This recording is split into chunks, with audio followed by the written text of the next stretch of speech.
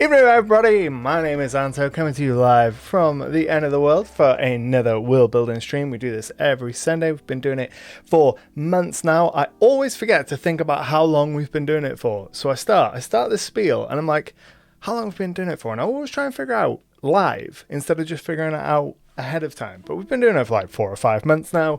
We get together every week and we build out the Jewel Cities of Talavar, which is going to be my next campaign setting for my D&D Pathfinder 2e campaign. And we go in and we make a bunch of cool stuff and we have good fun and we do some world building, and you can get involved. There's a whole bunch of options with the channel points, the gold crowns underneath the chat there. You can redeem them. You get them just for watching the stream. You can redeem them on naming NPCs and naming places and doing a bunch of cool stuff, and it's a good time. So welcome.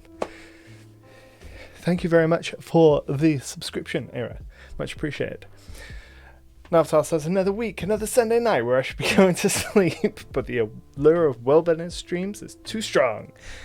I know that feeling, because I'm always half dead by the time we get about halfway through the streams, and all of the words just stop functioning in my brain, and I just become soup brained. But yeah, I have no idea exactly what we're going to be doing this evening. I can also see that our little goal box isn't working properly, so let's go ahead and make sure that that's set up right in the old Streamlabs. Let's go ahead and click that and move that to the top and see whether it works. No is the answer, but I don't know why. That's frustrating.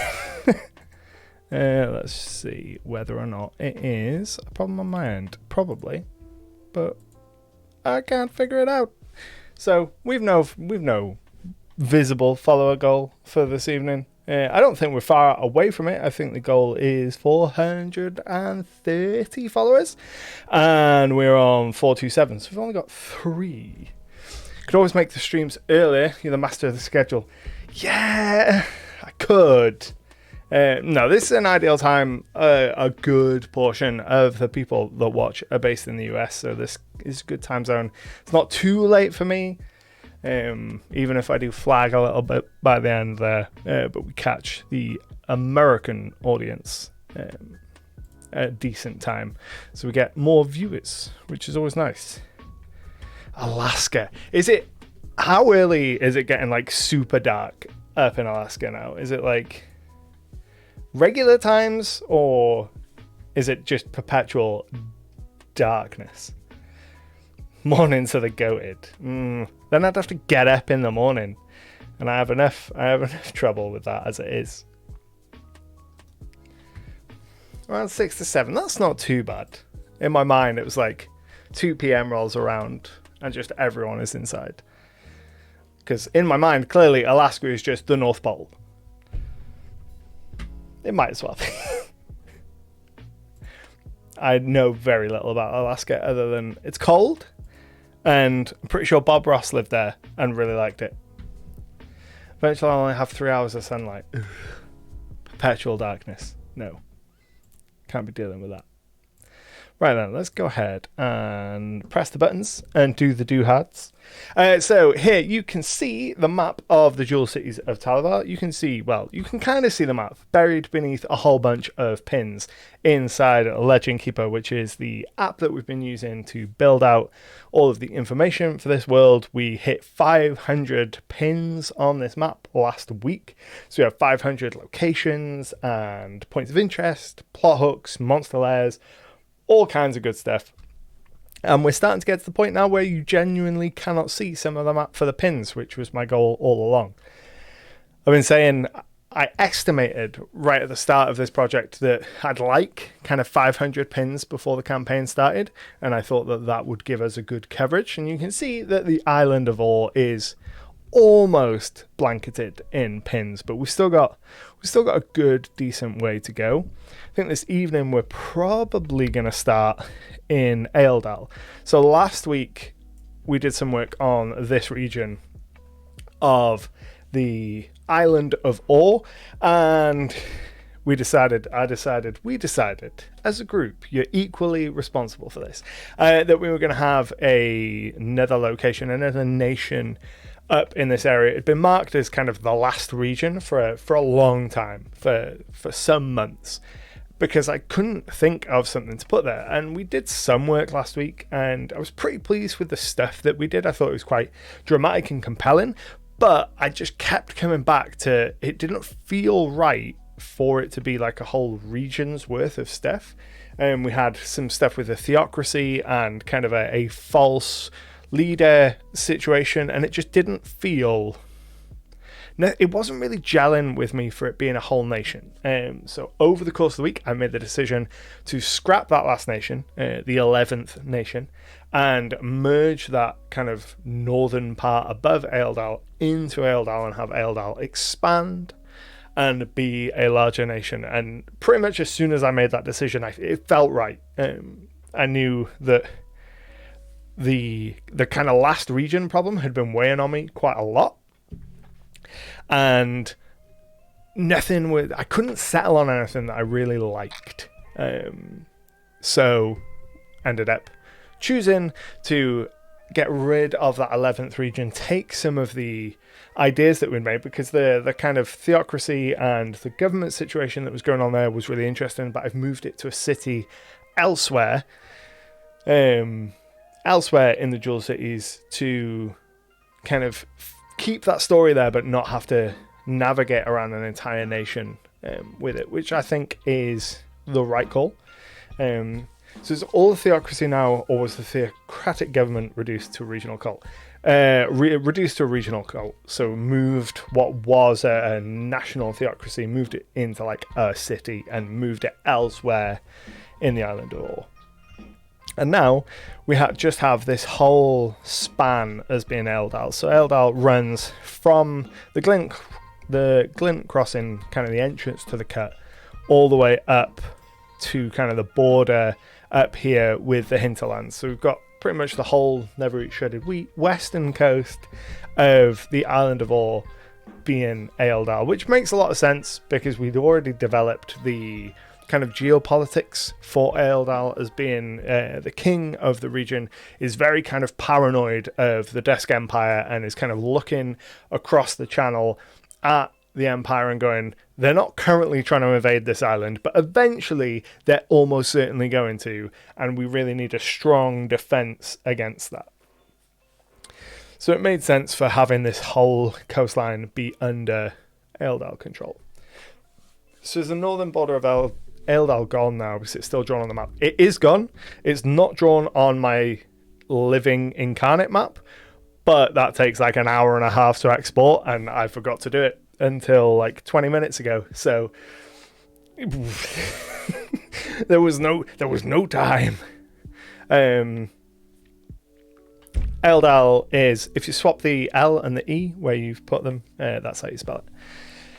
But yeah, the border has been changed on the incarnate version of this map. I just didn't have the time to export such a chonky boy out for the stream. Turning on pin clustering might not be a bad idea.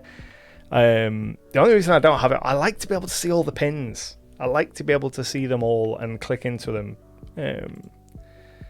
But I suppose I don't know whether it will speed it up having it on, because it needs to dynamically change the display of them as we zoom in and out. So I think it might just be a case of periodically refreshing the page, because that seemed to fix the stuttering issues that we were having a couple of weeks ago. I was just refreshing periodically. Aeldal, I guess Aeldal would be a good name for a pub in the capital or something. Yeah. It's an easy pun. But yeah, I think we're going to start in this kind of northern section of Aeldal this evening, because we've got the new context of, I know what the government and kind of the doppelganger world building of this nation is, so we can apply that to some of the empty space we've got. I think we've got about 36 hexes left in Aeldal that need to be filled out.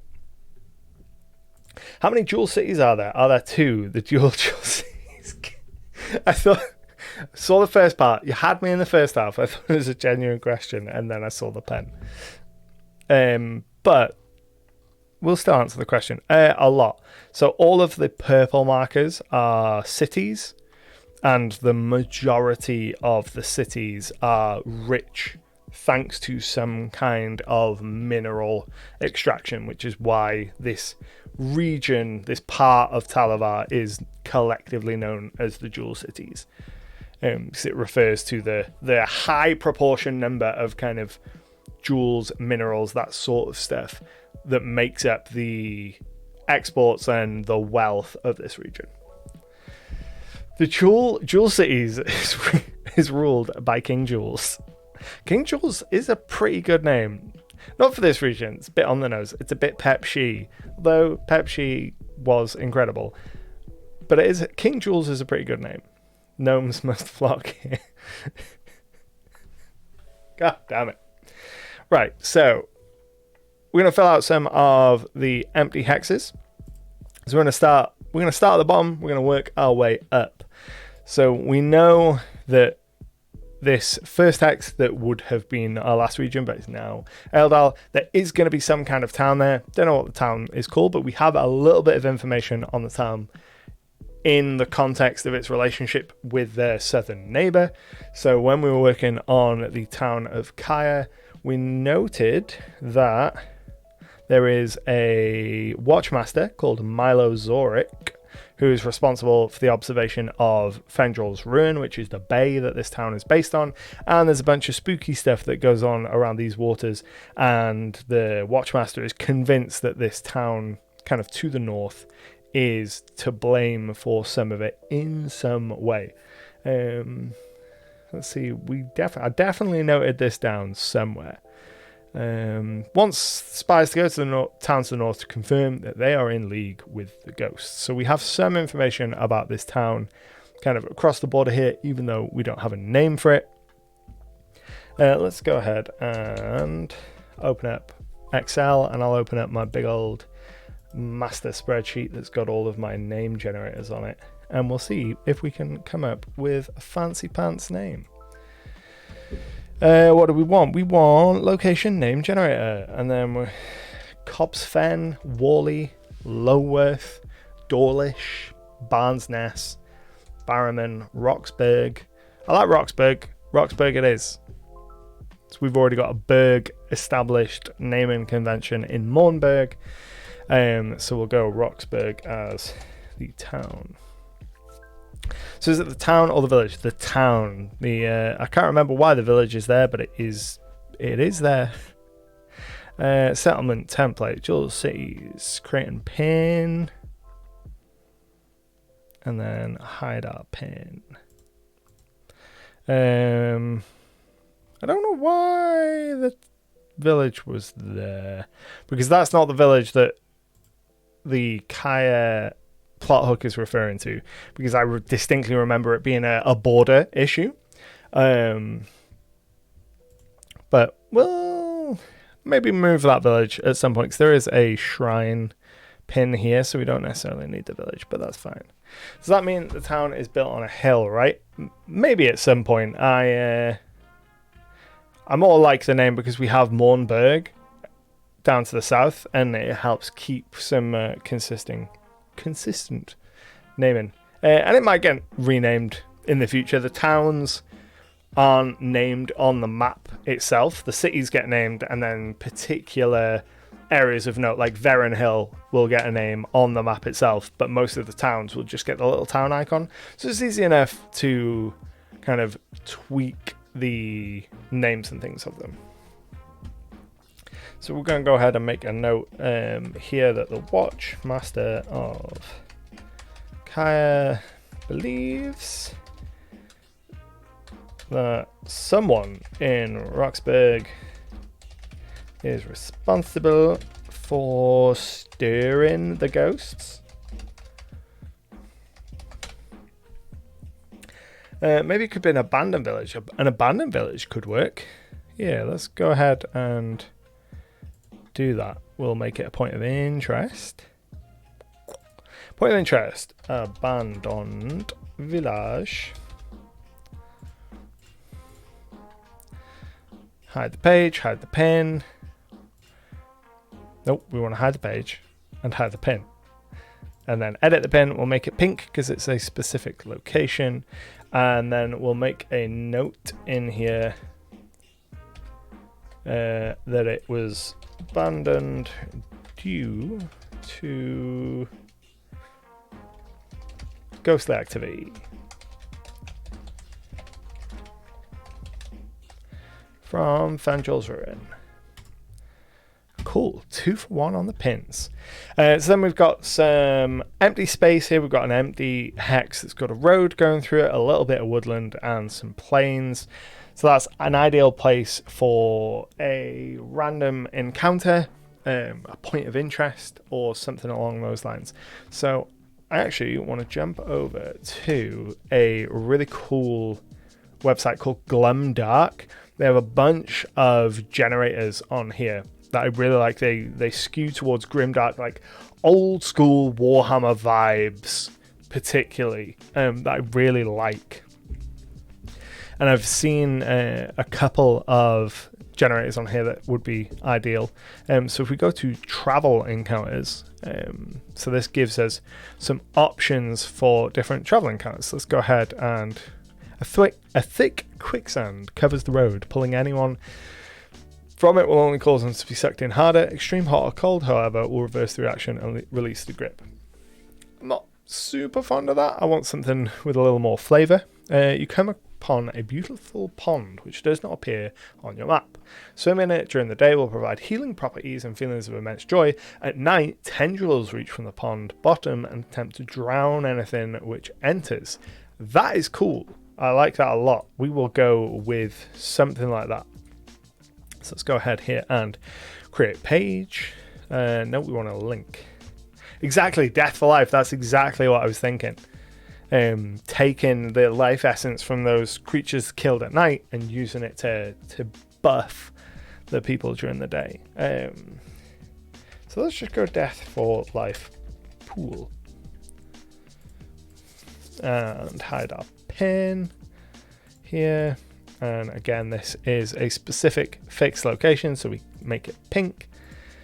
And then we're just gonna copy the text from this to start with. At night, tendrils reach and attempt to drown a thing which enters using the life essence from those killed on those that enter during the day. And I'm sure there is going to be some kind of Fey angle. Because that feels like it feels like there would be a Fey monster that could be responsible for that. So some kind of Fey makes sense. Right, then we've got 2 coastal hexes, both of which have got forest, so we want coastal or forest. I don't think that there are monsters by environment tables for Pathfinder 2 anymore, I don't think. Let's have a look. Let's jump over to the archives of Nethys and have a quick looky. So we want... What do we want? We want game mastery? Creatures. Yes, we want creatures. Trait, source, sense. None of these are what we want. The not appearing on the map part made me think about the Expanse, since that area isn't fully mapped in world, but I guess Fey is also a valid explanation. I mean, this map that we're seeing doesn't have to necessarily reflect a map that you would get in world. I imagine most of the maps that you'd be dealing with in world, certainly that the common people would be dealing with, would be very much like a point crawl node based map, like your town name, 3 days north, next town name, 2 days east, specific landmark. Completely forgot the word for landmark there. Right, so there is no creature by location table in this, is there? If we zoom out, can we get any further out? No, that's just speed. Right, that's frustrating. we might be able to creature by environment PF. No, not Pathfinder then. Monsters by terrain. This is Pathfinder 1, but it should do the job easy enough. So let's see if we can get some coastline. Coastline, perfect. Coastline. So we've got crabs, dodos, donkeys, dragons, sea drakes, draga, dwarves, dinosaurs, golems, werewolves, sea urchins, sea snakes, sea turtles. None of them jump out at me, so let's go and see whether anything foresty jumps out. So this would be a temperate forest, a unique kelpie unicorn hybrid. That sounds monstrous. So what have we got? We've got assassin vines, badgers, beetles, blink dogs, boars, centaurs, centipedes. Some drakes could be cool. Some kind of spore mound. The Jabberwock. Oh, I love the Jabberwock. That is unicorn cursed to be a kelpie or at night, vice versa. Maybe. Mandragora, mantis. That's a good point, actually. We should also open up the Jewel Cities Player's Guide. If I can remember where I saved it on my PC. Right there, and then there. Yeah, that seems about right. If we can get it. It's doing a struggle to open into the right thing. So let's go. Let's use big brain. There we go. There we go. Right, okay. So has it loaded? It has loaded. Good. So this is the Traveler's Guide to the Jewel Cities, the Jewel Cities Player's Guide. This is what I've given my players to introduce them to the world of the Jewel Cities. And now that they have it, we can use it to kind of cross-reference back and see what we have in terms of things that the players would know or that people would know, and draw from that. Navtal says, wait, you've given it out already. I have. This is all high level information, so it doesn't drill down into super specific stuff for a lot of the case. It's an introduction to the 10 regions, the kind of peoples of the Jewel Cities, the religions, and then just some high level information of what some things that the kind of common folk would know. So if we go ahead and find Aeldal. So we don't have a huge amount of information on Aeldal in here, but if we go down to languages, we can have a look. 10 regions, I can only think of 4 off the top of my head. We have the Howling Badlands, the Dusk Empire, the Unclaimed Lands, Aeldal, Eruxis, the Great Expanse, Novaris, the Vale, Hirondale, and the Hinterlands. Those are the 10. So let's have a look and see what common languages we've got. So we've got Jotun, which is the language of giants, ogres, trolls, etins, and cyclopes. So I think some kind of giant folk, some Jotun speaking areas, creatures, would work here. You count the separate parts of Or separately. That explains it. Yeah, so Or is the island, and then it is made up of seven nations. Like the Jewel Cities is big. Like this region, I don't think it comes across as well when we're working kind of pins to pins. But from the bottom of the empire down here where it borders the Unclaimed Lands, following the road path all the way along to Last Watch is about 1,500 miles. So it's a big boy. It's thick. Double C. Right, so we're going to have something that speaks Jotun in this place here just to use some Jotun. So I'm going to have a look in Pathfinder Bestiary 3 because I picked that up this week because it seems to be the one that's got all the coolest stuff in it. We're going to jump to the back of it and we're going to have a look and see, because there are some creature type by stuff in the back here. I'm going to see whether I can find anything for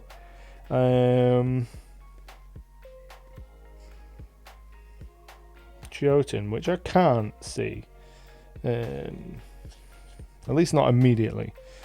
Aberrations, constructs, dragons, dreams, elemental. That's a good point. I have no idea what Cyclops, Archives and Nephis PF2. I have no idea what creature type a lot of these are. So they are giant and humanoid. Okay, that makes sense.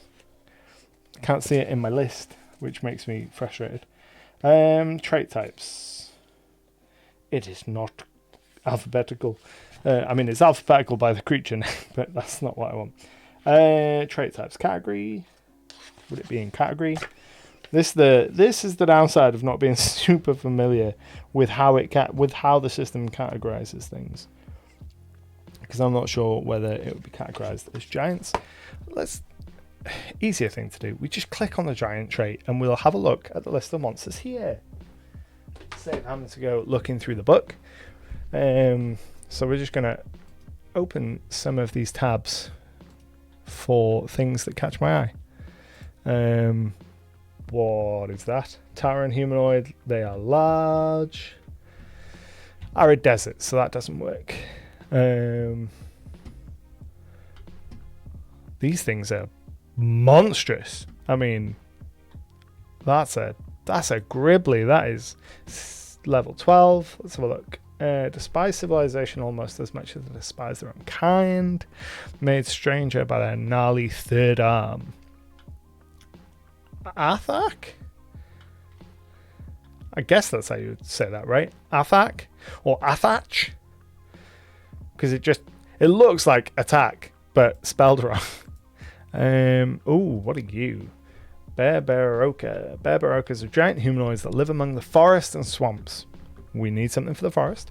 They use their ability to swallow massive amounts of water and drain small ponds and lakes. Creatures who visit their favorite watering hole only find an empty mud basin become prey for the Bearbaroka, who hides in the brush and overwhelms the prey with a massive torrent of regurgitated water.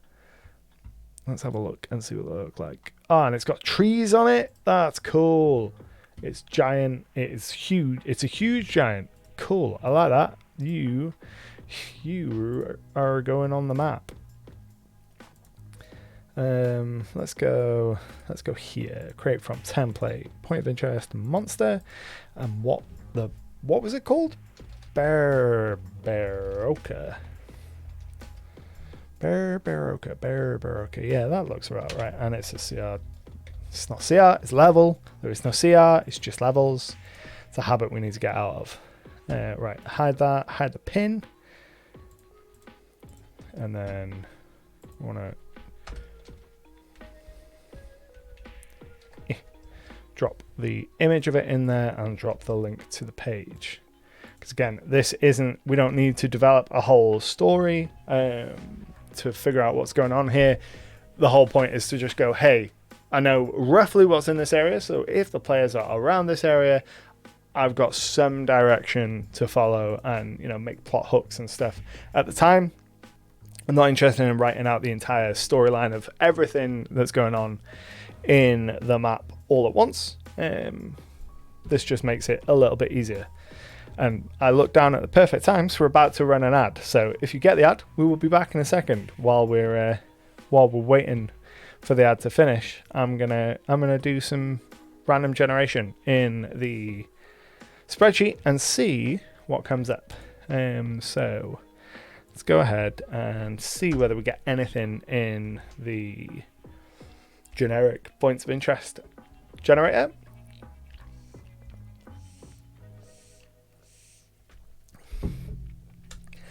The Gloomdark site, I will drop the link to it in the chat. It's got a whole bunch of, like, if you're running like a Warhammer or like that sort of vibe, I think it would be perfect for a whole bunch of stuff. Seems like a really cool site.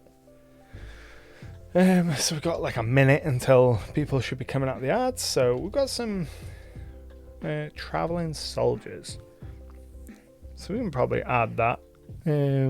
And we know, given that this is Aeldal, these travelling soldiers would in fact be members of the Order of the Silver Gauntlet, which is our free company that makes up the military of Aeldal. But my feet hurt, so I'm going to sit down. And I have no idea how the framing is going to look.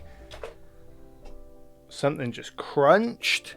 I don't know what it was, but we're just gonna ignore it and hope for the best. Running Warhammer Fantasy RPG 4th edition at the minute, so it's a great link. That's Warhammer Fantasy Roleplay or Roleplaying. It's the RPG based on the Warhammer property from Games Workshop.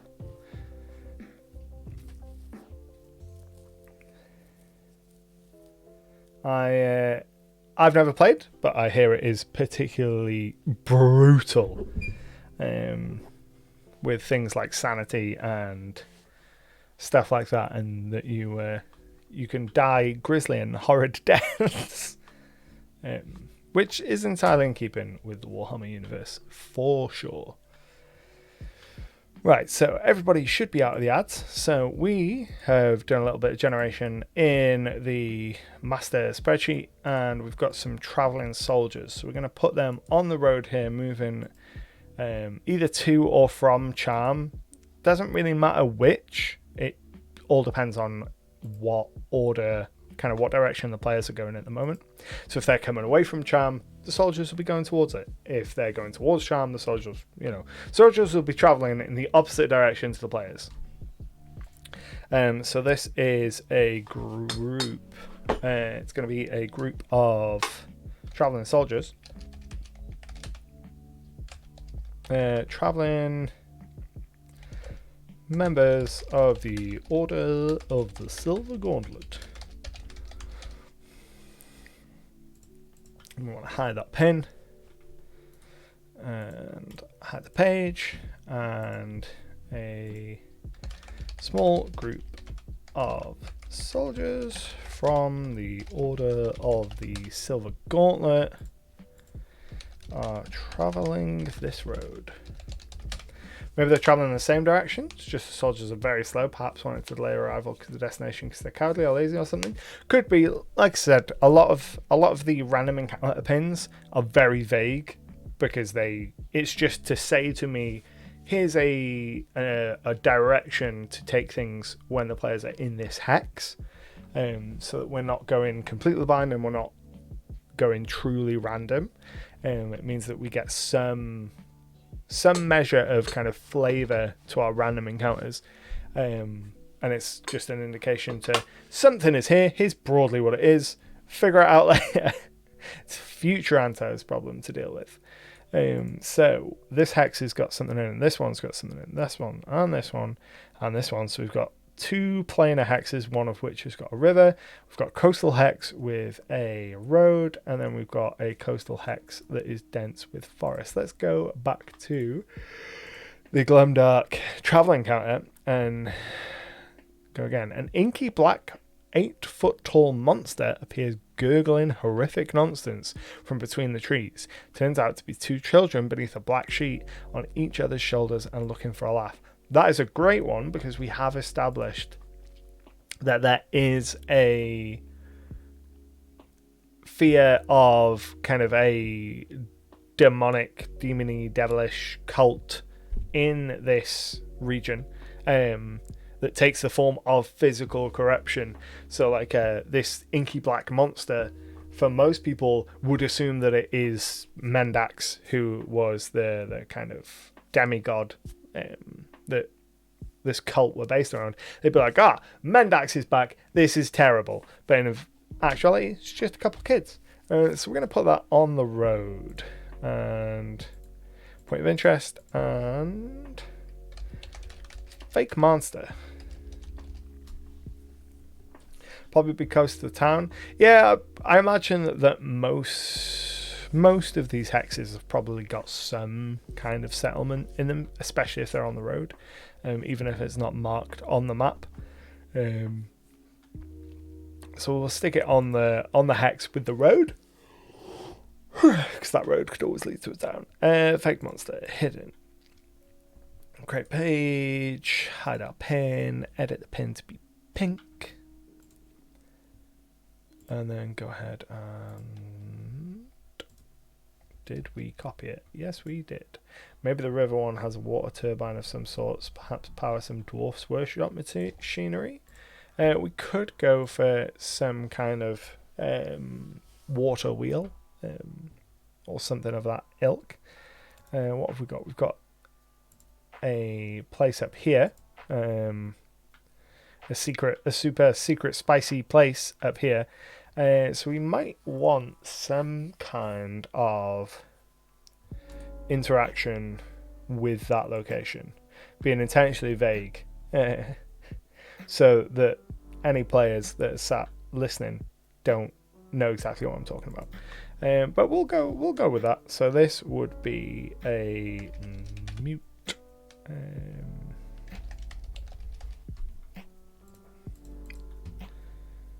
And then we want to hide that pin, and they would be here, and then it would be a local.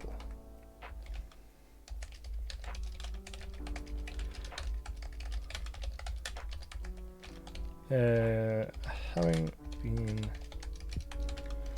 here.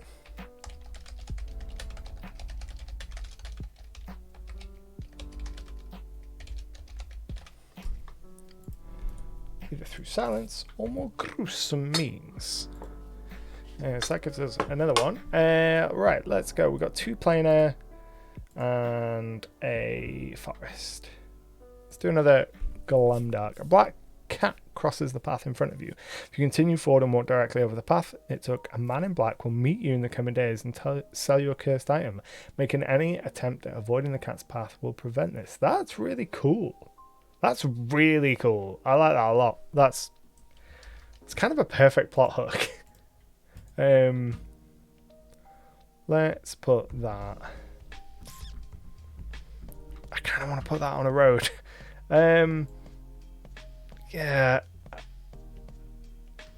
I don't think we've got any. We got one here. We can go Crossroads Cat for this. For this hex. Because of Crossroads does make sense.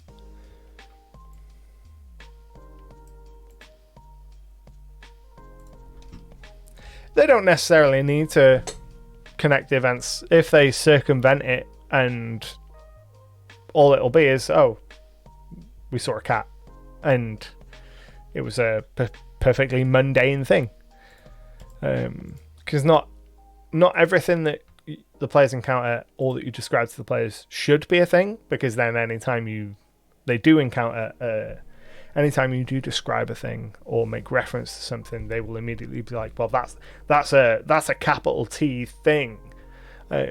That's an important thing, and they can really get stuck in the weeds, being like, you've described the fact that this desk has a drawer, therefore this drawer is clearly a secret drawer, and we're actually going to find a hidden door to unlock buried treasure, when you're just like, no, I was just trying to give you some fluff for the place. Let's see whether if we refresh the page we get a different set of encounters. No, we do not. Let's have a look and see what else we've got here. Quest seed generator. Let's try this one. These quests are generated by plot mangling automation. You become lost at the sea of sleep. At the sight of sleep, all of your possessions have been lost along the journey except for your thick grip of incense and threadbare towel. You look around but don't recognize anything. A jeweler named Croker is in need of something, a chisel that repels evil. Help Croker find it or find it first. Muscular builder named Miyamotoshi wants you to find something, an empty water skin that must be kept wet at all times. They're willing to provide some really good exposure in exchange for finding it. I like that one. Demolish an oak-skinned death tree, last seen in the baths of sleep. It can only be killed with the fang of a wild beast. That's a bit incoherent, but I like that's very evocative. The cartographer Raynar Lennox needs you to steal the diabolical epee from the swamps of sacrifice. This site is hella good at names. Like, there's some really cool, evocative names going on here. You must escort the sage fairly to the Kingslayer's Grove of Tongues. It is there that it will find the sweet release of death. That's really cool. I really like this site. It's got a lot of really cool stuff going on. A shadowy ferret is storming towards the farmstead of Tongues to find the executioner's swords of the gods. You must fortify and protect the area from a shadowy ferret. You wake imprisoned in the farm of decrepitude with only a loincloth and your wits. In the darkness around you, you can hear insects in the walls. A murderous manhunter named Rhinus, I can't even pronounce that, slew your old friend and companion, and now they must be punished. Find the old woman named Bastian and in the nearby graveyard. They may know where Rhinus is. A blacksmith named Atomu requires a certain item, a metal cage that generates a beautiful song. A bloody butcher named that name is planning to use their unquenchable rage to raise a troop of undead carnies. Kill them before they have the chance. Something unseen is digging up graves due south of Windsor's Undercroft. Go there and discover what you can. A lot of death related ones. Let's give it one more refresh and see if something jumps out. Escort the Duke's niece, that's a no. Best, a many-headed thing with 1,000 razor-sharp teeth, last seen in the burial grounds of Desolation. Having some kind of burial grounds in the woods, I think, is going to be what we're going with. I'm getting lots of burial ground vibes. So we're going to go with burial grounds of some sort. We're going to hide that, and then we're going to have a look at the wider context of Aeldal and figure out whether we can link this. So the easy place to go would be have it related to Mendax's rebellion, so this dark cult that sprang up in the past, but I don't want to go too ham on everything being related to that. So let's have a look at the nearby area and see whether we can figure out what it could be. So we don't have any information on the City of Charm, so we could rope that in somehow. So we've got a quest hook for the unfinished Requiem in Charm. We do have a Lich nearby. So this could be a burial ground that the Lich has been cultivating. Yeah, let's go with that. So the Lich has been cultivating these burial grounds, preparing them for a mass raising. That could be pretty cool. So we want to make this pink because it's a specific location, and I think there's a gravestone or a tombstone. Yeah, there is a tombstone marker. We'll put the tombstone marker on it. Right then, so we've got plains. Let's have a look and see whether we can get any interesting stuff for this. There was a disease outbreak a long time ago, and those who died of the sickness were buried in the forest far away for fear of the disease spreading. Some people in the town are reporting signs of wailing and victims during the night. That is cool. Yeah, we can work in some long forgotten disease for sure. Should have an encounter where there are a pair of cats, one white, one black, an angel and demon locked in the forms due to an ancient bet. One leads down a split in the path that is safe, one that isn't safe. Party chooses which cat to follow. They are tied, and the party is the tiebreaker for who will win the bet. That's pretty cool. I like that. I like the angel and demon aspect of it. I just watched the Unus Annus 2-year anniversary video. So I'm inclined to make the angel and demon Mark and Ethan. I don't know which would be which, but that could be quite funny actually. I like that. Yeah. Let's take that. and combine it.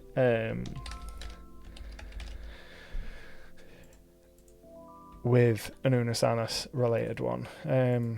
So we go an angel and demon trapped in mortal forms have 1 year to live. Find them on their last day, and they want your help in settling a bet of some kind, in which you have to pick a side, and then we'll just make a note that they are secret angel and demons, so we don't lead with that. Based on Mark and Ethan. Perfect. So we've got another planes to go. Let's jump into the random generator and see what we get. A bounty location. I don't know whether we've got a huge amount of bounty locations in Aeldal. That could be kind of cool. Let's have a look. So we've got a bounty up in the hinterlands, we've got a bounty hunter down in the expanse, and we've got a bounty hunter in Novaris. So we can do something bounty related out in the wilderness. So do we go, I think we go bounty and we put the location of the bounty that people, the players would be looking for.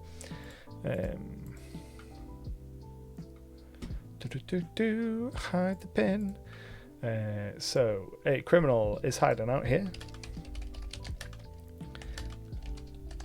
Out here, they have a bounty on their head, and we will roughly go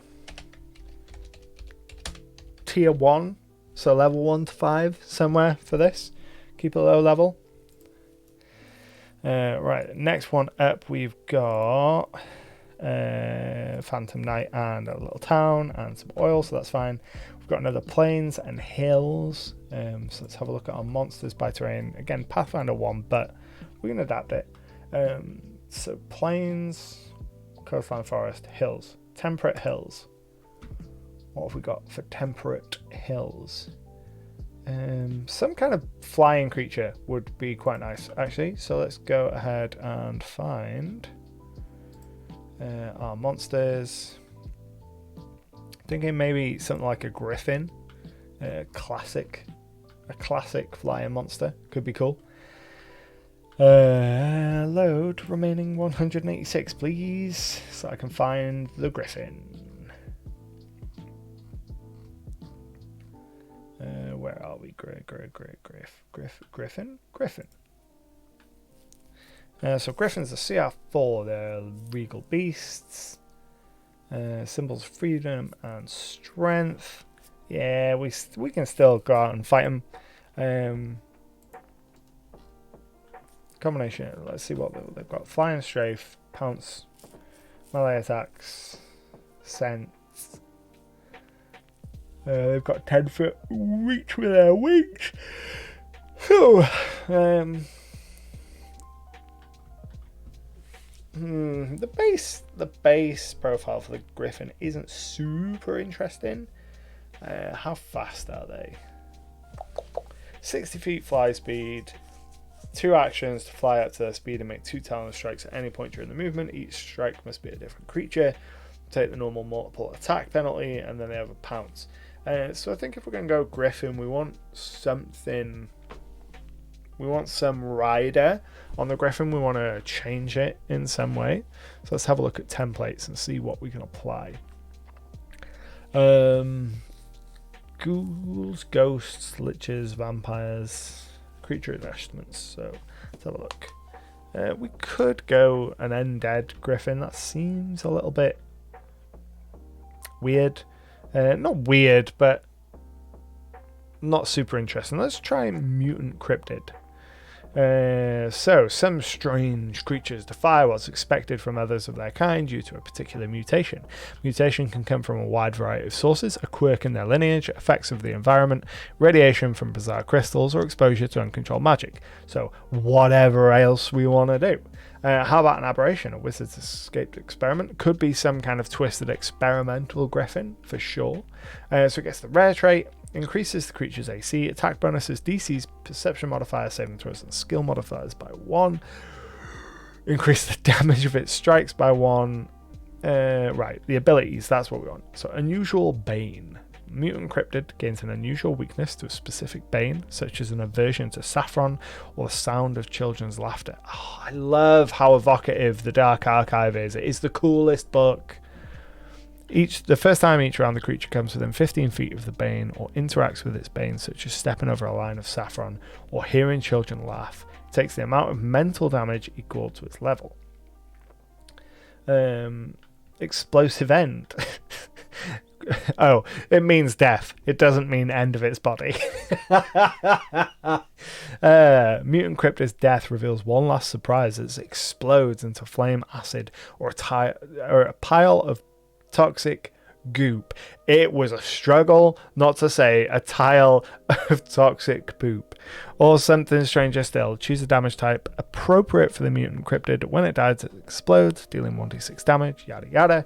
Shifting iridescence. Whenever the mutant cryptid takes energy damage to which it isn't resistant or immune, after taking the damage normally, it gains resistance to that damage type. If it had a resistance to the damage type from shifting iridescence, that's the one. Shifting iridescence, because that's a really cool ability to be like, I'm weak, now I'm not weak. I think take both unusual bane and shifting iridescence from the templates,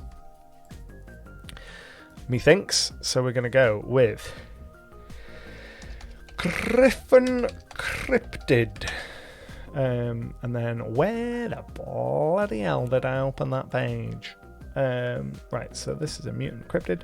How does it change the level? Starting level. Does it change its level? Increase the creature's level by 1. Okay, I understand. So this will take it up from level 2 to from level 4 to level 5. So this is a griffin, a mutated griffin cryptid. And it is a level 5 creature. It is a monster, so we want our monster template. Hidden? Yes. Yes, please. And then we want to hide our pin. And then we want to take the unusual bane and shifting iridescence. So apply unusual bane and shifting iridescence templates. And then we just need to figure out where this thing has come from. So if it is... yeah, I know where it's come from. It's gonna have come from there. All roads lead to El Dorado. Somehow come from the place of which we do not name. Add a random encounter. A very large, 2 to 3 meters high, semi-translucent turquoise crystal out in the open. Seems impossibly heavy and too tough to chip at, so it's just left there. Probably has some other magical properties that may or may not be known. Local legends say it's a piece of the sky that broke and fell ages ago, but its true origins and nature are a mystery. Ooh, I like this. Let's go. We'll put it here in kind of the mountainous region so it can kind of be a little bit hidden, so we don't just have everyone walking past it all the time, but it's not so hidden that people don't know about it. So we want the piece of broken sky, and this is going to be a point of interest, and hide the page. Hide the pin. I wish you could set it to hide the pin by default, or you could set it to do it whilst you were making the pin. It would save me so many clicks. You know, when you're making like 500 pins, these things add up. Perfect. Right, we have something there. We need a plains and or forest there. We need mountainous or forest there. So let's keep going. Let's go another plains based one. I think that we should get weird. We should get weird with it. I'm gonna choose a random page in the Bestiary 3. So what have we got here? We have 303 pages. And then when do the monsters start? Monsters start on page 8. So that's 295 pages. So we want to roll a... I need to find... There we go. Roll 1d295. 294. Great. So the last page. We're going last page. Zombies. That's always cool. Sulfur zombies. That could be very cool. Glowing with dull amber light, these odious creatures spawn from a combination of necromancy and fire. These destructive creatures sow chaos and demolish fortifications, making them the bane of besieged cities. They look really cool. They've got like a crackling fire under the skin vibe going on. Very cool.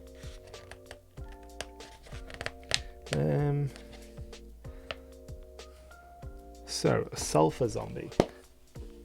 Let's see if we've got some mining towns nearby that we can... Oh, we do. We've got... And it's right there. It was meant to be. So we go monster and we go sulfur zombie. Monsters, sulfur zombie, PF2 AON. Sulfur zombie. Ah, look at this thing. It's gribbly. We like it. Sulfur zombie. So it's sulfur zombie. Level 6. Yeah, that's pretty high. Pretty high for a zombie for sure. So this is going to be related to this mining town. Some kind of accident has happened in this town that has created sulfur zombies, which is just nightmare fuel. I'm more imagining that the sulfur is a byproduct of the mining process. I don't know how likely it is that you're going to find sulfur and coal near each other.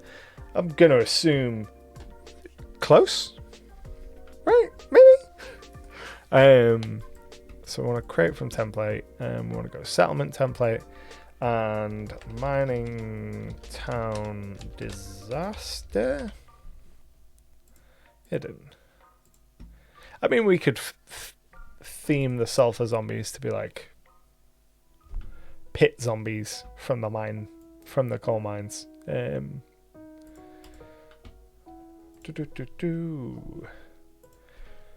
Some kind of disaster here caused the sulfur zombie or zombies.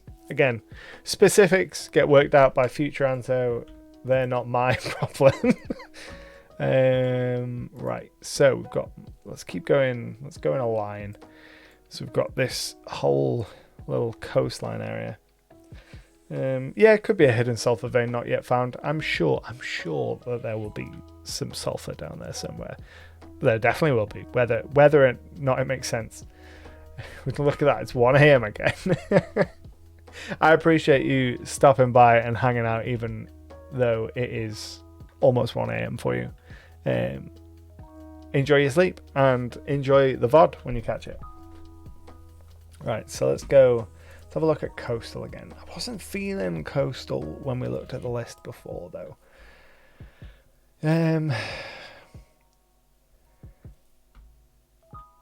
Because coastline is... Let's go temperate ocean and see what we get. No, I don't like any of those. Let's go and try travel encounters in Glumdark again. You notice a bunch of round rocks steadily pointing towards a tree. If investigating the tree, roll a d6. On a 1, you are bit by a squirrel. I like that. A young boy and his huge red dog fending off a pack of wolves. Clifford. Begins to rain strange, sticky, cold rain which penetrates your clothing. Ugh, I don't like that. Ugh. I don't like that at all. You come upon, we've already done that one, Pyromancer raiders burn in the country cottage, pass through a very small village which is deathly quiet. From the windows of the homes, humans stare at you silently. Oh, there's an ad in progress. I didn't even notice that one. Let's have a look. Old haggard woman with blackened teeth and deep-set red eyes is shambling down the road. She begs you to kill her, but won't say why. Once slain, the woman will return to life in the form of a beautiful young maiden and pass the curse to you. The next person to deal you a mortal blow will be past the curse, but telling anyone of the details will cause it to become permanent. That is super cool. That's the one. That's the one with... So, Deathly Beauty. That's super cool. I like that a lot. No, it's not a monster. It's point of interest. Point of interest. And then hide that pin and paste. Awesome. I like that. That's really cool. Quicksand. We don't like quicksand. Given a successful perception or presence check, the party begins to notice thick white webbing in the forest around them. If they rest in this area, giant spiders will attempt to entomb them in webbing while they sleep. These webs can easily be defeated only with fire. Giant spiders, bit overdone.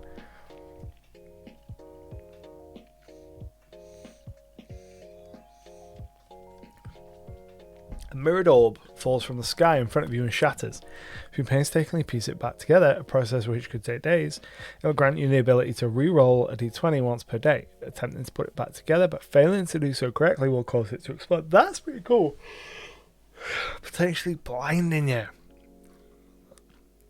An old man approaches with a young child. He seems desperate and implores you to watch the child for a brief moment while he relieves himself in the woods. If you agree, he disappears and never comes back.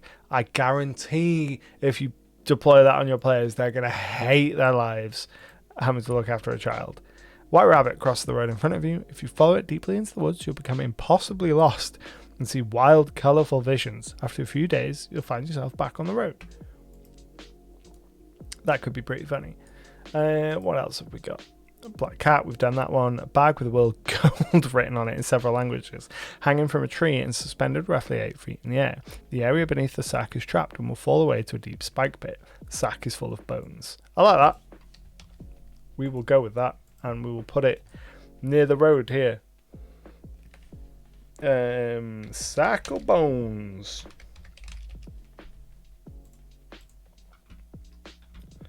Then we can hide it.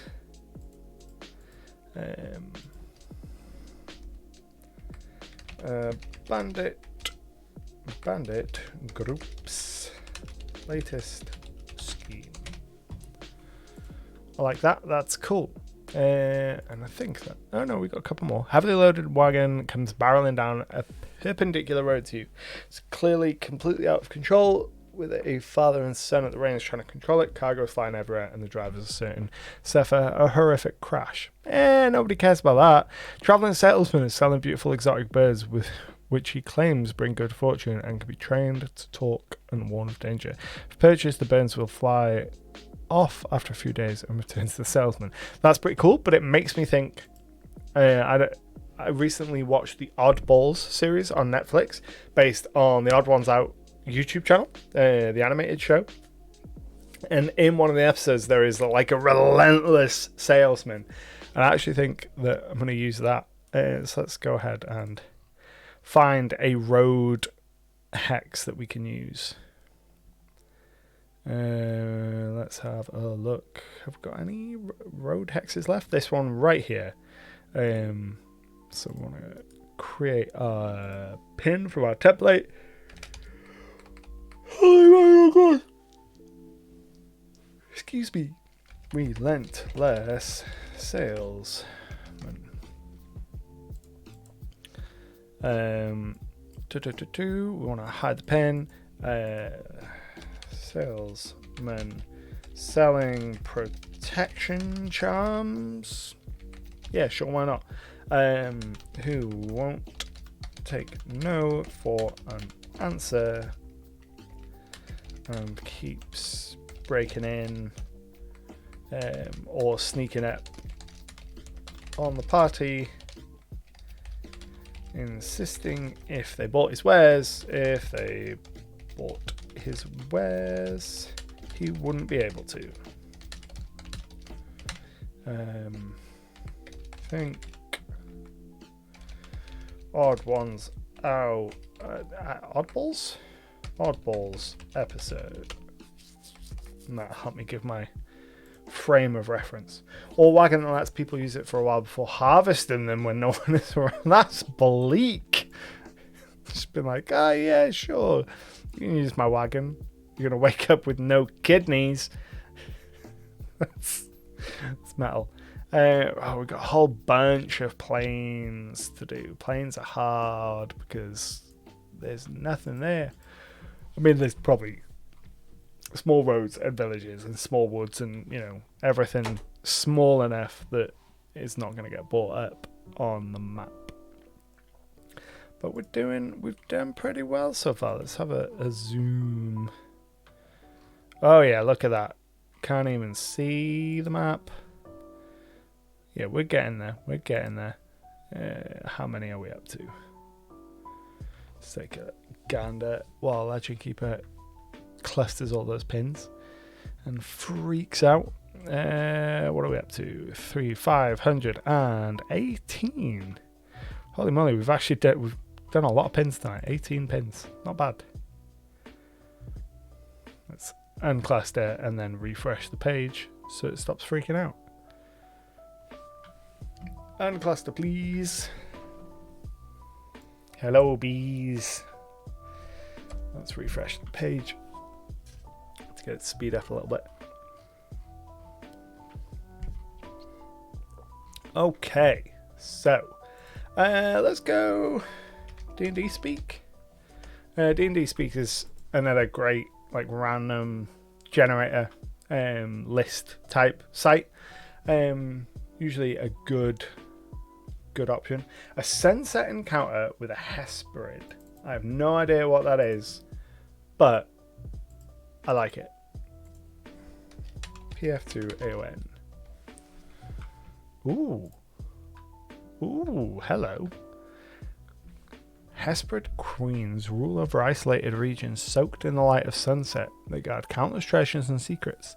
Though for those who approach them with respect and offer an intriguing bargain, they're willing to part their knowledge or items beyond those secrets and valuables they swore to keep to themselves. That's very cool. It's very colourful as well. It's like a sun elf. I can't remember what the sun elves are called in my world. The Ravi, I want to say. Compendium, close up the factions, close up the places. It'd be in races, and then it'd be in elves. The Ravi, I think it's the Ravi. Yeah, the Sun Elves. So this is giving me real Sun Elf vibes. They're hella powerful, though. But we can take that and have a sunset encounter with a Ravi, with a Sun Elf, and we can say, never intimated before that their power and their strength is directly tied to the sun, but could be. Why not? And have a kind of sunset encounter with a slowly weakening Sun Elf. That could be kind of cool. It's as cool as anything. So we will do that. We've made that too high. So we'll do it right here. So it's going to be a point of interest. Sunset encounter with a Ravi.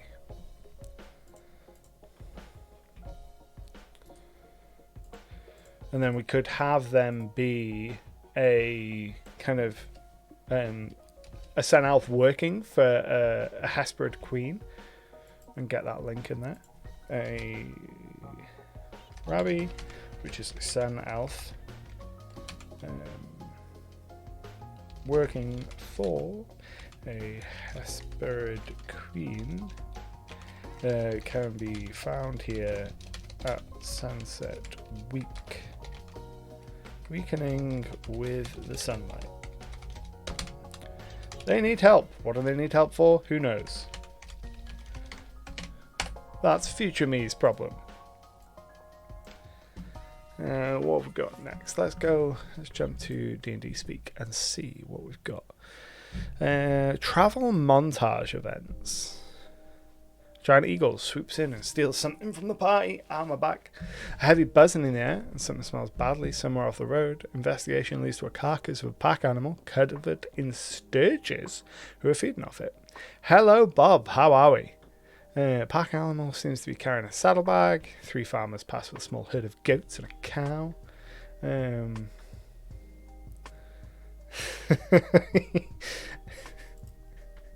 Yep, classic move. Sound of hooves traveling at great speed comes towards you on the twisting roads. Maybe make some wise decisions, because there are over a dozen horses galloping at high speeds along the road in a drag race of some sort for serious prize money. Okay, that's the one. That's the one for right here. Drag race.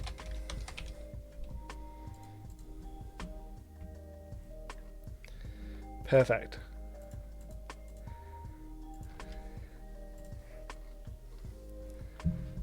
But unfortunately not been able to make it to many of the streams, but if the region is known for its mounts of some variety, the plain seems to be the likely place to encounter a herd of them, though it's similar to the race that you just found. Yeah, I'm thinking it does make sense having kind of mounted related stuff going on the plains. This region is known for its free company of like knights, so they will have they'll have horses. Bob says, can we suggest movies to mix? Absolutely. Let's see if I can remember what that site was, and we'll do some generators. Movies. Let me search the Discord and see if I can find it. There we go. Random movie picker. Did I click I didn't click the link, did I? There we go. If you've got suggestions for movies as well, Bob, throw them down below. So this site is a random movie picker. It picks a number of movies that you set. So we're going to set 2. And the goal is we take 2 films and we try and make a D&D encounter based on the plot lines of those 2 films. Provided that we know what the films are, it can give you some absolutely bonkers results. So let's just...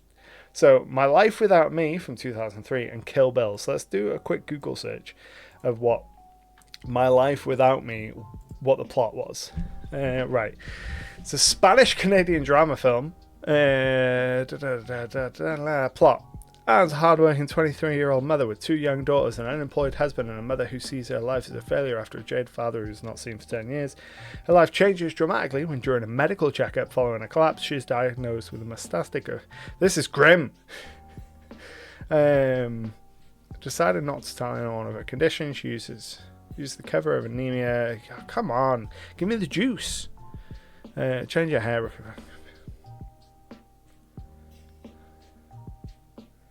Ugh, this is a terrible one. But the Kill Bill one had so much potential. Right, let's go. We'll generate 1 movie to combine with Mars Attacks. Yes, Mars Attacks, Kill Bill, D&D. Here we go. Some kind of extraplanar being, the equivalent of our alien, has come to the material plane because they're on a revenge quest because someone, our Bill, has kind of horribly murdered their family. Boom, Mars Attacks versus Kill Bill.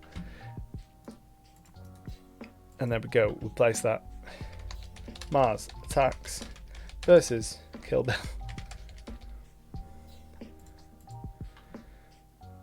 We hide our pin, and then we go some kind of outsider has come to the Jewel Cities in search of the creature that killed their family. Bill. They want revenge and will achieve it using the way of the sword. Okay, imagine this, a D&D campaign setting where all races and magic and gods and stuff is still prevalent, but it's in the 1920s to 30s Prohibition era, a magical adventure of thuggery, wise guys, magical mishaps, and jazz. Oh my god, is this Bill a party member? That would be spicy. That's too spicy not to include. Bill is maybe a party member? Question mark. I really like the all the magical creatures and gods and stuff being in the Prohibition area and getting, you know, the pinstripe suits and the fancy hats and the speakeasies and the jazz, magic jazz. See no evil, hear no evil. Oh, I love See No Evil, Hear No Evil. Such a good film. We will find a film to combine with See No Evil, Hear No Evil. 2001 Space Odyssey. Oh man, that's a difficult one. That is a difficult one. Let's try again. American. Oh no, not touching that with a barge bowl. Stop giving me my life without me. I've never seen it. I don't want to see it. Star Wars. Right. Star Wars. See No Evil, Hear No Evil. See No Evil, Hear No Evil. It's been a long time since I've seen it. The defining thing that I remember about it is it's a blind man and a deaf man on a shenanigans related adventure. I can't even remember how they get caught up in all of the shenanigans that they get caught up in, but it's predominantly someone that's blind, someone that's deaf. So we want to link that to fanboy, space wizards, anti-imperial rhetoric. Okay, that's not terrifically difficult. Go ahead and create our template. So we want to go see no evil, hear no evil versus Star Wars. So we've got some kind of cornerstones of those properties that we can kind of reference. The most obvious being we take the Empire and port it directly to the Desk Empire. So we've got two people that are kind of opposed to the Desk Empire in some way. So we've got two people, one blind, one deaf, opposed to the Empire. Do we need any more than that? Who are on some kind of quest. Place you past that looks like this old antique yard that has slowly turned into a junkyard. Little old lady runs the place and her mind isn't all there that much, so the art is old, golems, items, objects from her old adventures. Some of it still works and you can be got at steal since she thinks it's just lawn ornaments. That's so sweet. But I like it. Let's go. Let's go. Old lady junk.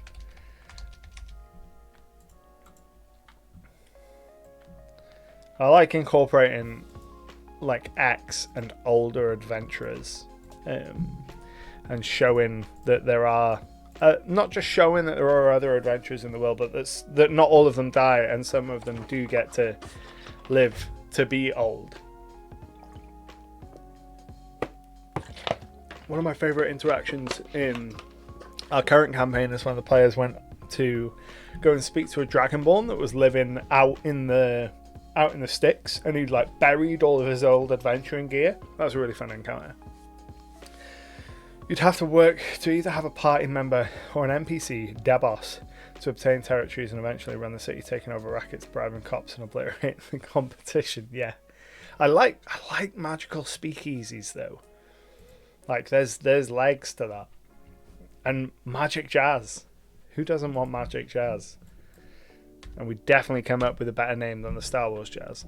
Okay, so Pirates of the Caribbean, Dead Man's Chest, and A History of Violence. I've never seen History of Violence, so Let's have a look and see whether this has got a better plot synopsis than whatever the other one. Diner owner who lives in a small town in Indiana with his wife Edie and his children Jack and Sarah. One night, 2 spree killers enter Tom's restaurant, threaten those inside. Oh, Jesus Christ. So it's a revenge story, broadly. Diner owner, okay. Al Capone would be a dwarf. Dead man's chest, ideal because we've got the dead man's chest and the MacGuffin. So we've got diner owner who has been victimized by some magical entity, some Davy Jones style creature, and is now on a quest to find his equivalent of the dead man's chest. So we want to stay away from Plague Village because that's going to have a fairly large radius to it. So let's see, where are we missing pins? We're pretty good on the roads, to be honest. Maybe here, maybe between Lapis and this town. So we go. Man's chest. And then we want to hide our pin. And a tavern owner. Family was taken, killed by a Davy Jones like character. Tavern owner is on a quest to find the dead man's chest and stab the heart. We can figure out the specifics of what those actual things are again in the future. But broadly, great plot point. Tavern that only caters to monsters hidden on the plains forest. Alignment doesn't matter, just a neutral zone for people to drink their blues away and get relationship advice from the bartender who's a sympathetic ear. Oh, hit me with all like the wholesome ones. So when you're talking League of Extraordinary Gentlemen, yeah, we'll get to that one. Dwarves would essentially be the Italians in the D&D world. Hey, I'm forging here. I like that a lot, actually. I could just see dwarves would make they would look so good in pinstripes, like, and with the little suspenders, and like with their sleeves rolled up, and then the little bowler hats. Oh, they'd look so good. A monster tavern would be pretty cool. And we've got some woods here, so let's go monster tavern.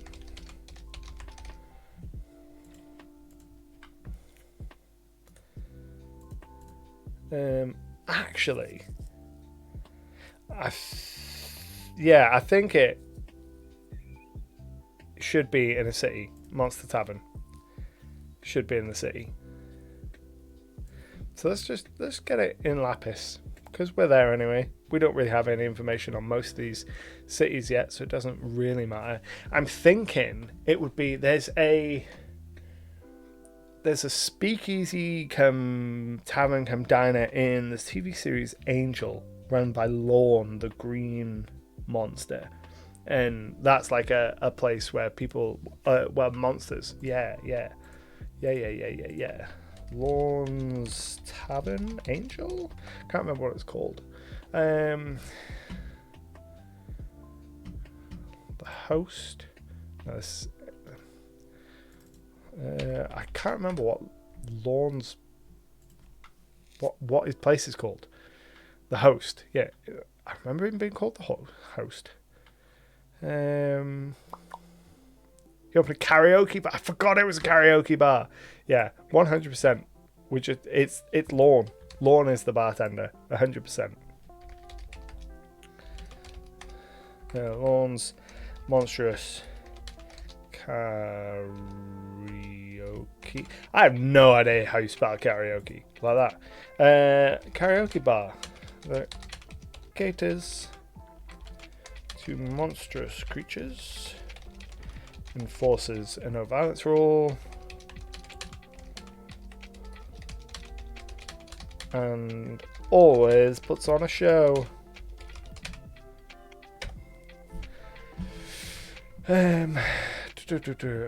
Bartender octopus in a large tub behind the bar can serve up 4 different customers at a time. Starts to lose the ability as the night progresses. What nobody knows, the tub is full of booze, so it gets drunk.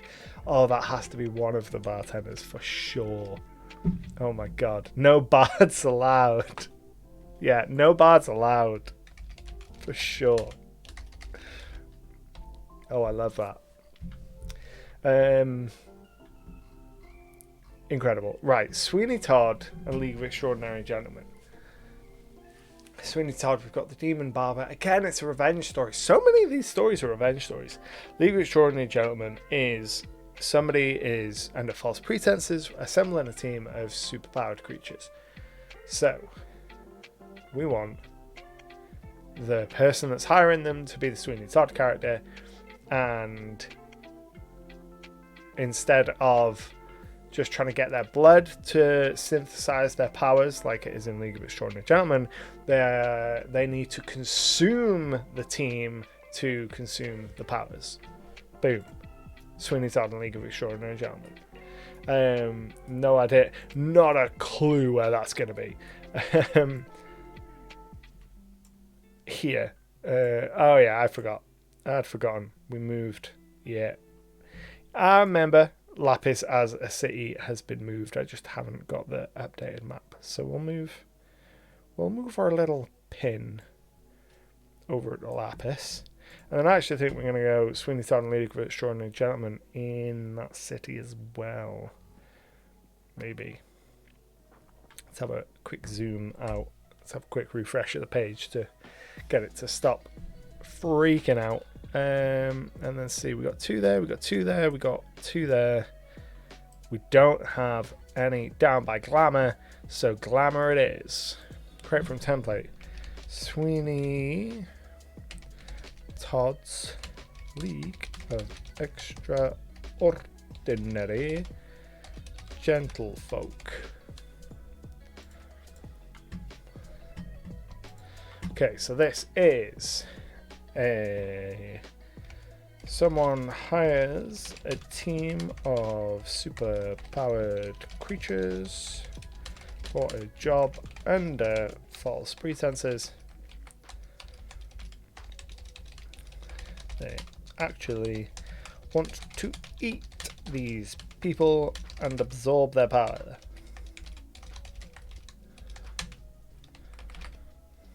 Perfect. Absorb.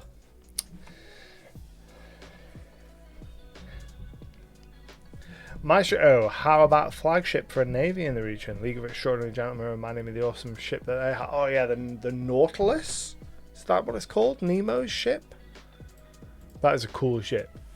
There's a weekly singing contest for the best karaoke. Each week is a new winner, but it turns out the same bad NPC was major illusion put in by a buddy so you can keep winning.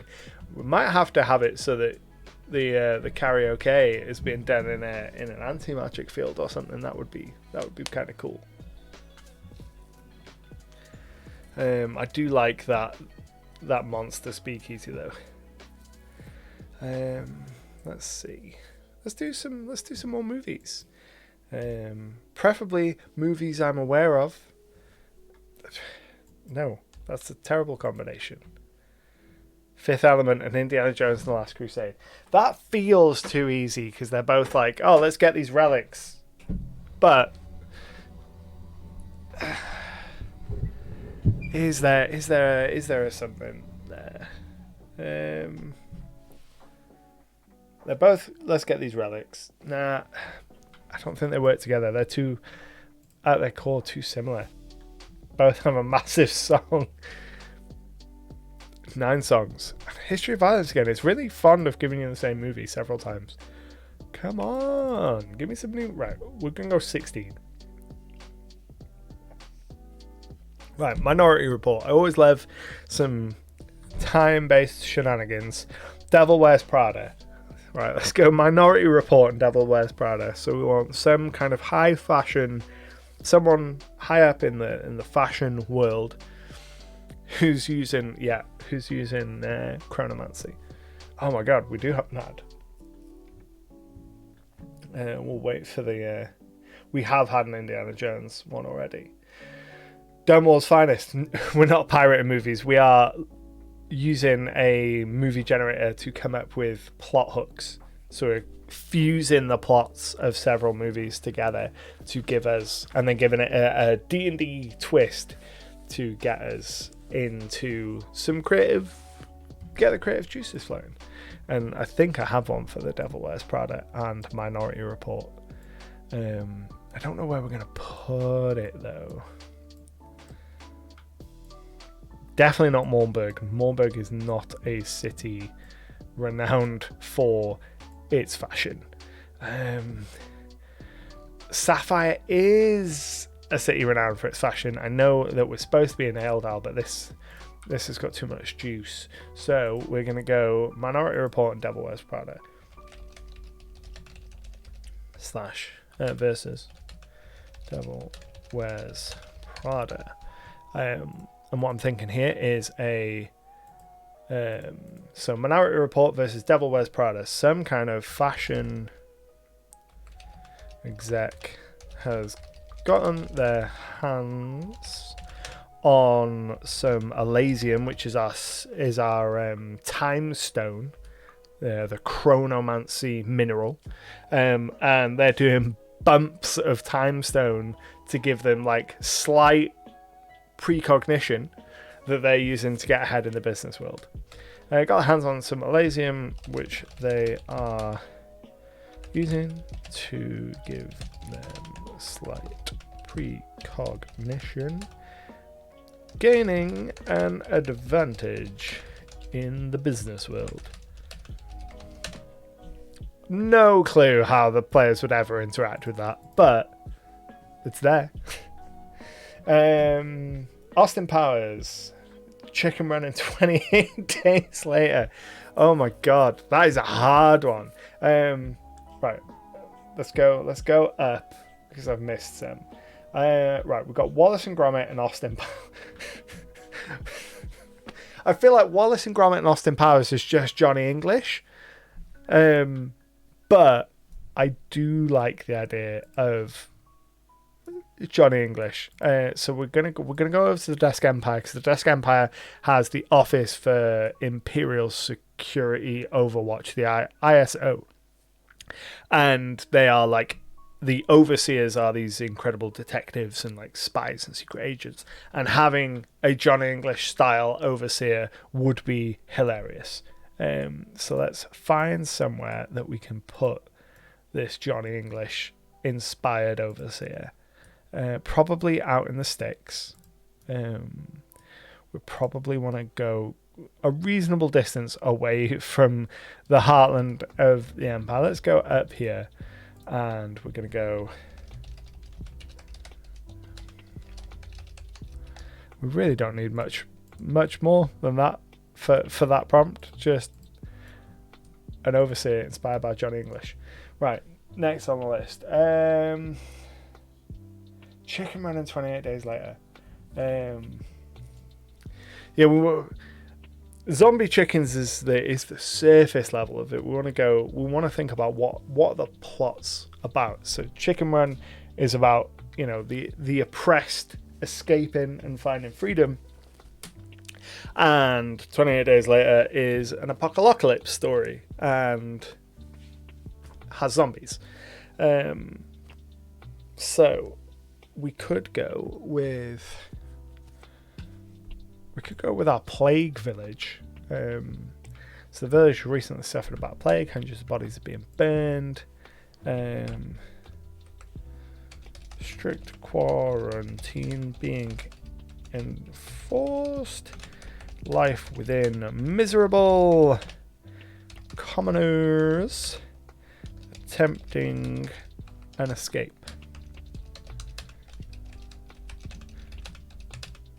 Chicken Run versus 28 days later. Boom.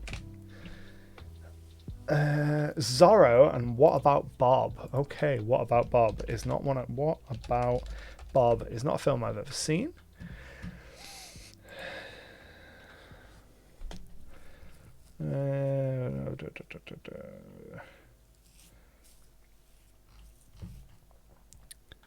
It's Bill Murray, right? Yeah, Bill Murray. So we want I feel like all we need from that is the fact that it's Bill Murray, and we just go Bill Murray Zorro,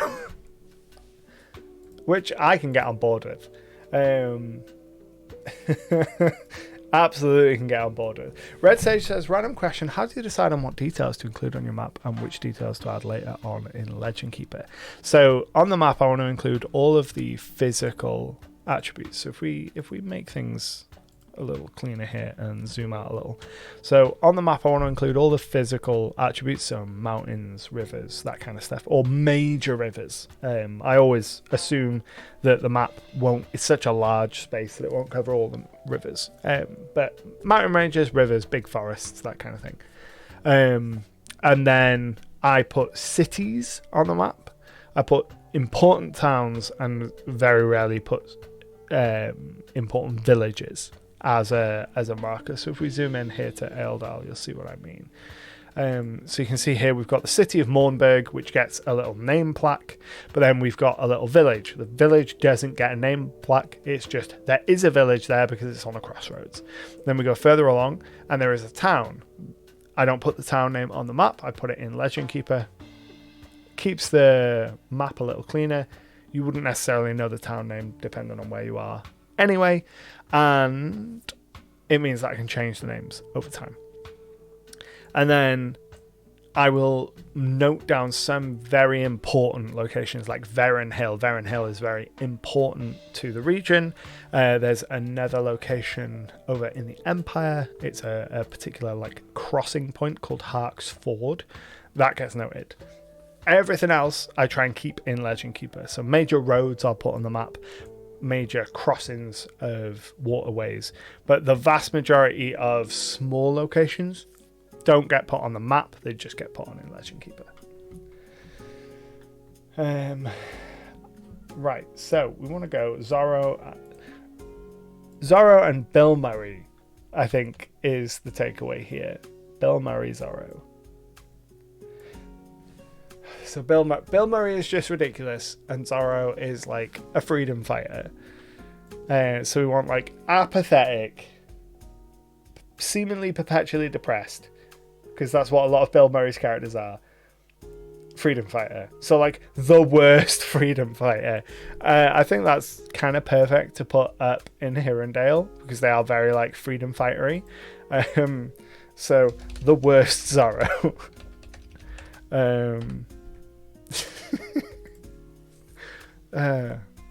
So we go, it's Zorro, but Bill Murray.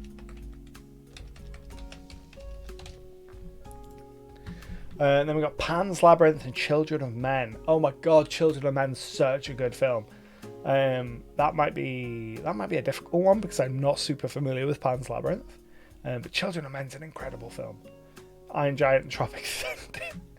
An incompetent adventurer is blamed for things that have been destroyed in many towns. They're massive bounty due, but due to incredible luck, the adventurer ends up escaping amidst the discretion. Very Jack Sparrow. Zorro and Bill Murray must be a sequel to the Three Amigos. Groundhog Day and Van Helsing. Oh my god, that's a good one. That's a really easy one to do as well. We want the Dark Archive. I don't have a physical copy of the Dark Archive. In the Dark Archive there is a timey-wimey based adventure, so that one's super easy to do. We'll do it right here. So go Groundhog Day Van Helsing. So again, it's a cryptid of some kind, I believe, that causes the right, so some kind of cryptid is causing a thaumaturge to relive the same day. Heart-shaped mountains, they have a name. We've got heart-shaped mountains. We do have heart-shaped mountains. I've never noticed that they're heart-shaped before. Oh, we don't have a name for them, but they're cute. They're cute as a button. Casablanca and Hot Fuzz. Oh, Hot Fuzz is one that we can't use because I have done an adventure for this group before that was just Hot Fuzz. The players arrived in like the idyllic town that had the signs being like, we're the greatest town ever, and all of the people in the town were like shifty and really believed that this town was the best thing because the Medusa was mass charming them and then turning them to stone overnight. 7 and Ratatouille. Oh my god. You're pulling some deep cuts here, and I like it. 7 and Ratatouille. Okay. 7, serial killer, particularly dark and twisted serial killer. 7 deadly sins. Ratatouille, rat controlling a chef. Some kind of serial criminal that is being controlled by a little monster. Where do we even go for this? Have we got any space? I suppose we got. Yeah, we make the hideout here. 7.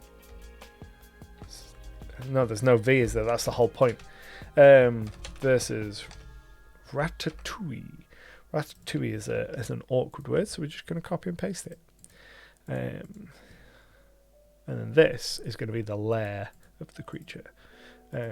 So this is the lair of a serial killer who is in fact controlled by some tiny but evil creature. Monstrous. How we get? Oh, we are getting on for time. Let's have a look and see how far we've got. I have never seen Little Miss Sunshine or Network, so that is one that I cannot do. How are we doing for pins? We are up to 531. Nice. I actually think that might be an ideal place to call it. Under Siege and Red Dwarf, though. Right, Under Siege and Red Dwarf is the last one. Oh my god. Right, we're putting this in the water. We're going full on. If we're going Under Siege, we're doing it on a boat. Under Siege versus Red Dwarf.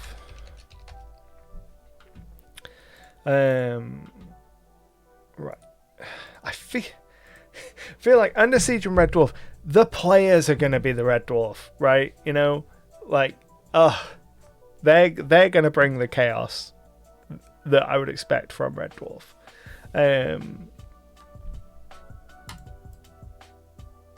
But large ship taken hostage. Incompetent.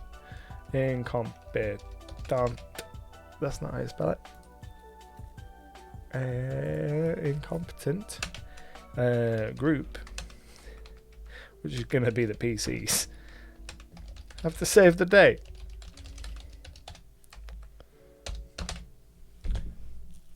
Going off the old Japanese tales of people eating merman flesh to gain immortality, truth only in very rare occurrences. It happens, otherwise the people become twisted monsters. A village that ate the flesh became twisted. That's pretty cool. That's an easy one to add. We can go right here, right here. Mutated village.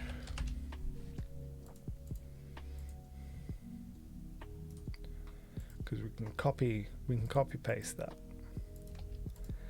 and then we want that to be pink because it's a specific location. Perfect. Right, drawing a line in the sand. It's the last one for the evening, I think. We have gotten a good chunk of pins added today. We've been very, very productive. You should all be proud of yourselves. Round of applause and pat on the back all round.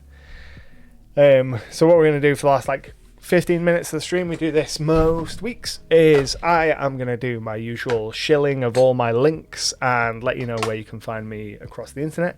While I'm doing that, if you have questions about the world, questions about my approach to DMing, questions about anything RPG related in general, let them percolate in your brain and put them down in the chat while I tell you where you can find me across the internet. So you can find me here on Twitch, Icarus Games UK. Yeah, that's Twitch, Icarus Games UK.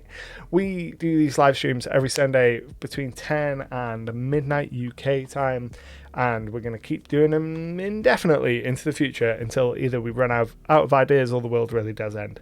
And we work primarily on the Jewel Cities of Talavar. Occasionally we'll do something a little bit different, like look through an old school adventure and see how it holds up today, or check out a new book. I was going to do some flip throughs of the Pathfinder Impossible Lands book this evening, because I have that, but I wasn't sure whether I was allowed to, and I didn't think to do it until like 10 minutes before the stream, so I didn't want to pester the Paizo marketing department to be like, please really quickly tell me if I can talk about this publicly. But we do book reviews and stuff like that, and talk about like 1D&D and stuff. And we do that every week, Sundays, 10 o'clock UK time. We usually run for about 2 hours. I also have a YouTube channel where I make a whole bunch of content about all things RPGs. We have a bunch of world building and DM resources. We make videos about 5th edition and about Pathfinder 2nd edition and about the two compared. We just put out a video comparing monsters between the two systems. That was a lot of fun. And then I also have a Patreon where I release a monthly magazine called SideQuest. Every single month you'll get a bunch of 5th edition compatible material. So whether you're a player or a game master, you're going to get something every single month, whether it be new monsters, new classes or subclasses, new spells or magic items, new adventures. Covers the whole gamut. We try and put out 4 articles every issue. We're on like, I think it'd be issue 18 this month. Yeah, 18 I think. And I also have the first 12 issues being bundled into a hardback magazine that was just funded on Kickstarter, so that should be available on general sale in a couple months time, which is really exciting. What else have we got in the old shilling button land? We got the drive-through RPG, so if you want to pick up any of my digital content, help support the channel, help keep the lights on, and you don't want to pay for a monthly subscription, completely understand. Drive-through RPG is the place to do it. And while I remember as well, because I always forget, if you have an Amazon Prime account and you have a Prime Gaming account, you get to subscribe to one Twitch channel for free every single month. It doesn't cost you a penny, but Daddy Bezos has to give me money. So if you have a Prime Gaming account and you aren't currently subscribed to anyone, I greatly appreciate your subscription. It would be very much appreciated. I enjoy taking money from the ultra rich. And then finally, I have a Discord server where you can come and hang out with a whole bunch of other folks who like TTRPGs. We have a channel in there for the Jewel Cities where I post updates in the week between streams about what I've been working on.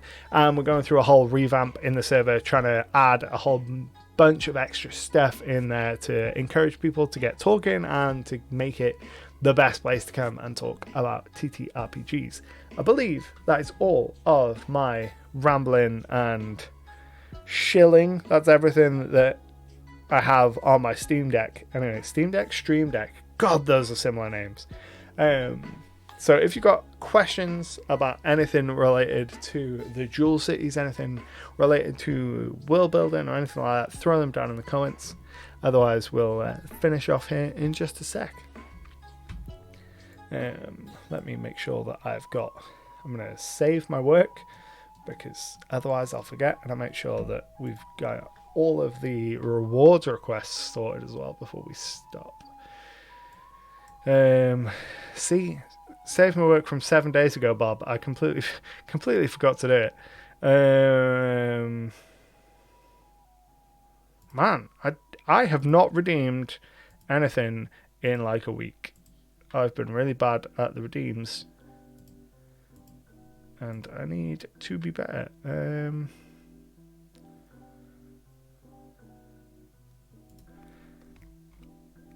These were not in my redeem queue like an hour ago. But they're all redeemed now. We are perfectly redeemed. So, I think that about covers it. We've made really good progress this evening. We made like 30 pins. We did really well. No Lepi caught us right at the end of the stream. We were working on more Dual Cities of Talavar stuff. We got like 30 something new pins for locations and quest hooks in one of the regions there. It was really productive. We got a lot done, and I think that it is the perfect time to wind down and end the stream. So once again, my name has been Anto. I hope you've enjoyed. I hope you found the stream inspiring and it's made you want to go and do a bunch of world building for yourself. We do this every single Sunday, and I will see you next week. But until then, happy gaming.